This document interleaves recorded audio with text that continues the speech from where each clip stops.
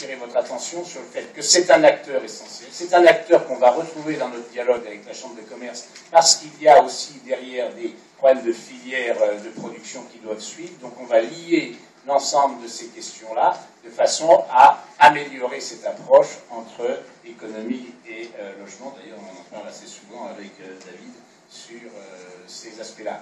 J'insiste sur un point qui est important puisque vous en faites souvent l'écho. Action Logement, par différentes actions particulières, s'est engagé aussi au niveau de l'État et localement sur des programmes importants de soutien au logement des jeunes, des apprentis et des premiers emplois.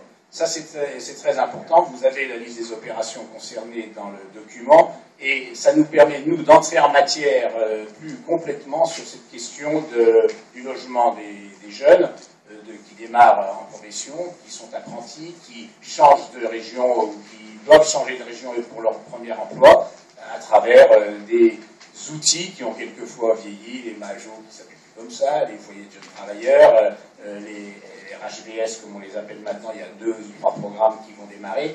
Donc, et également de pouvoir faire coopérer le système HLM avec la question de l'accueil des jeunes à travers des dispositions législatives récentes qui permettent d'offrir à ces jeunes aussi une partie du logement social. Travailler également avec le secteur privé, puisque Action Logement s'engage à abonder un certain nombre d'offres qui pourraient venir de bailleurs privés. Donc, vous verrez qu'en réalité, sur l'ensemble des actions que nous menons au Grand Lyon, Action Logement est présent en soutien financier et en contrepartie, évidemment, d'une destination des logements aidés en direction des salariés.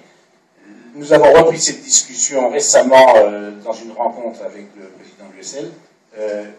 Ça a été plus qu'important puisque nous avons obtenu de leur part qu'ils continuent à financer les opérations d'acquisition-amélioration, les achats d'immeubles que nous faisons en cœur de ville, qui coûtent cher, et pour lesquels Action Logement hésite à payer. D'ailleurs, dans d'autres régions, ils ne payent pas. Nous avons obtenu une dérogation, c'est mentionné dans le livre, de façon à ce qu'ils concourent à ces opérations onéreuses, mais qui nous permettent d'assurer une mixité dans les cœurs de ville en maintenant du logement social, bien que pour un temps donné, ils ne pourront pas occuper ces logements, puisqu'ils le sont souvent déjà, avec des nouveaux salariés qu'ils placeraient dans leur logement réservé, mais en échange de réservation que nous leur obtiendrons dans le logement social. Oui.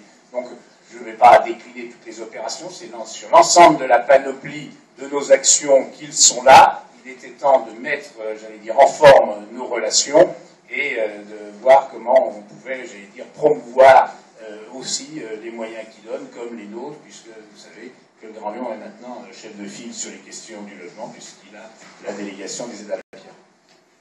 Voilà, question sur